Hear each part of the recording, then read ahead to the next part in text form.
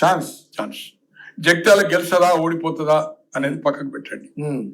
జీవన్ రెడ్డి గారికి ఏదైతుందో కాంగ్రెస్ పార్టీ నన్ను గుర్తిస్తలేదనేది ఏదైతే వారు చెప్తున్నారు, ఆయన ఎప్పటికీ అసహనంగా ఉన్నాడు.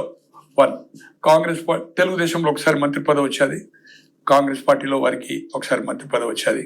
నేను అనుకుంటున్నా వారు అన్నట్టుగా మొన్నట్టు ఒక టీవీలో ఇంటర్వ్యూ ఇచ్చారు, కాంగ్రెస్ పార్టీలో నేనే సీనియర్ను, హనుమంతరావు ఒక్కడే 78 నుంచి ఉన్నవాడు, నేను 85లో చేరి కంటిన్యూగా పార్టీలో ఉన్నా అని చెప్పి 100% కరెక్ట్. జానారెడ్డి గారు కూడా నా తర్వాత చేరేది. కానీ నేను అనుకుంటున్నా జీవన్ రెడ్డి గారికి 3 సార్లు లోక్సభకు, ఒకసారి కౌన్సిల్కు, 85 నుంచి వరుసగా 85, 89, 94, మళ్ళీ 96, 99, 2004, 2009, 2014, 18, 23 10 సార్లు శాసనసభకు, 3 సార్లు లోక్సభకు, 13 ప్లస్ కౌన్సిల్కు.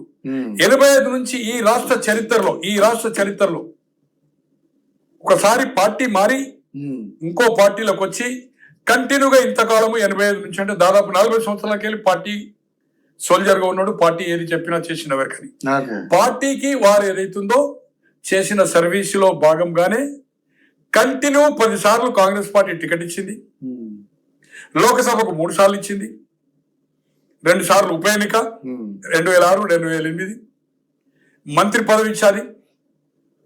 తర్వాత ఏదైతుందో మొన్న ఎమ్మెల్యే ఓడిపోయిన లోక్సభ ఇచ్చాది, గతంలో ఎమ్మెల్యే ఓడిపోయిన కౌన్సిల్ ఇచ్చాది. వారు Congress contribution of fighting is definitely. But నేను అనుకుంటున్నా వారికి రెస్పెక్ట్ ఇస్తుందా లేదా అనేది, ఎంతవరకు వారు ఏ రెస్పెక్ట్ కావాలనుకుంటున్నారు అనేది నేను చెప్పలేను. ఇంపార్షియల్ గా నాకు మంచి మిత్రుడు, ఇంపార్షియల్ గా చెప్పాలంటే కాంగ్రెస్ పార్టీ మాత్రం వారికి అన్యాయం చేయలేదు. ఇంతవరకు కరీంనగర్ కాదు, ఆంధ్రప్రదేశ్ చరిత్రలో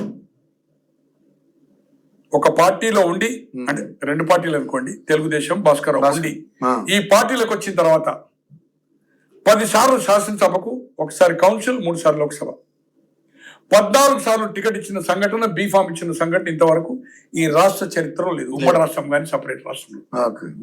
ఇక వారు ఏ గౌరవం కోరుకుంటున్నారు, ఏ పదవి కోరుకుంటున్నారు అనేది నాకు ఐడియా లేదు. ఎందుకంటే ఆయన ఎమ్మెల్సీ పదవి కూడా కంప్లీట్ ఐడియా లేదు. 18 ఓడిపోయినా ఇమ్మీడియట్ కౌన్సిల్ ఛాన్స్ ఇచ్చింది. అందుకనే మొన్న 23లో అసెంబ్లీ ఓడిపోయినా 24 లోక్సభలో ఛాన్స్ ఇచ్చింది. ఉప ఎన్నికలంటే రాజశేఖర రెడ్డి గారు అప్పుడున్న పరిస్థితిలో బెటర్, దాంట్లో కూడా నేను రాజశేఖర రెడ్డి గారు ఒపీనియన్ అడిగినప్పుడు కూడా ఇట్ ఈస్ ఓన్లీ చాయిస్. ఇది వెల్మా సీట్ కదా ప్రకాష్ రావు అంటే, సార్ వెల్మా అనేది 57 నుంచి కంటిన్యూ వెల్మా కాంగ్రెస్ పార్టీ వస్తుంది టికెట్, కానీ Velama population more than less of Reddy కంటే తక్కువ. అది రెడ్డి బేస్డ్ జిల్లా. 21లో డైరెక్ట్ సమితి ఎన్నికలు అయ్యేది, 14 సమితిల్లో 9 మంది రెడ్డిలు అయ్యారు. Direct election without symbol. సమితి అంటే మొత్తం ఎమ్మెల్యేలు 294, సమితిలు 300. 14 సమితిలు అయ్యేది 13 ఎమ్మెల్యేలకు 9 మంది, 2 రిజర్వ్ 11, ఒక బీసీ 12, 2 వెల్మ మాత్రమే. తర్వాత జరిగిన ఉప ఎన్నికల్లో మళ్ళీ రెడ్డి గెలిచాడు, బ్రాహ్మణ్ గెలిచాడు అనుకోండి, రెడ్డి గెలిచాడు 9. అక్కడ రెడ్డి 1100 జిల్లాలో సర్పంచులు ఉంటే 81లో, దాంట్లో 500 పైన రెడ్డి, అప్పుడు రిజర్వేషన్ లేదు సర్పంచులు. వెల్మా ఓన్లీ 300 అని ఉప ఎన్నికకు ముందు నా ఒపీనియన్ అడిగినప్పుడు నేను జీవన్ రెడ్డి గారే సూటబుల్ క్యాండిడేట్ ఫర్ అతనికి. అప్పుడు మంత్రివర్గంలో అతనికి అవకాశం లేదు. ఎప్పుడైతే ఆయన చెప్పినందుకు ఎంపీగా పోటీ చేసి ఓడిపోయాడు కేసీఆర్ మీద, మంత్రివర్గము 2007లో 6లో బై ఎన్నికల తర్వాత 2007లో ఏప్రిల్లో జరిగిన మంత్రివర్గ కూర్పులో అక్కడ ఇంద్రకరణ్ రెడ్డి ఆదిలాబాద్ కాదని రెడ్డిస్ ఎక్కువ కావడం వల్ల ఇక్కడ జీవన్ రెడ్డి రత్నాకరావు గారికి ఇచ్చి, రత్నాకరావు గారు అప్పటి వరకు మంత్రి కాదు, ఆ జిల్లాలకు మంత్రివర్గం లేదు. వీళ్ళిద్దరు మంత్రి ఎప్పుడయ్యారు? 2 సంవత్సరాల 11 నెలల తర్వాత. కరీంనగర్ మంత్రివర్గంలో లేదు.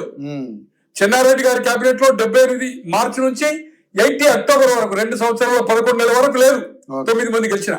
సేమ్ రాజశేఖర రెడ్డి గారి కేబినెట్ లో కరీంనగర్ కు 2 సంవత్సరాల మళ్ళీ సేమ్ 11 నెలలు ఏదైతుందో 2007 వరకు మంత్రివర్గంలో అవకాశం లేదు. కరీంనగర్ లో 2 వచ్చింది. అట్లే నల్గొండలో దామోదర్ రెడ్డి గారికి వచ్చింది. ఆనం రామనారాయణ రెడ్డి గారు